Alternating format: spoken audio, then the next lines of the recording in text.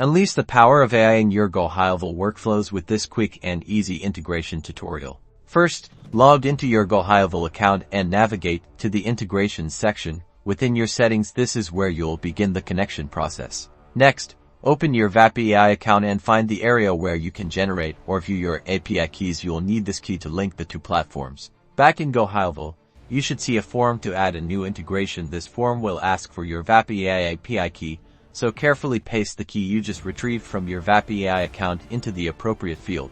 After adding your API key, you might need to save your changes. Following that, you will be able to test the connection between the platforms. After a successful connection, you'll receive a notification or see a status update that reflects the integration. Now and finally, the fun part. Head over to your Gohighlevel workflows and create or edit a workflow. Begin to implement AI-powered text generation and intelligent conversation handling using Vapi Ai.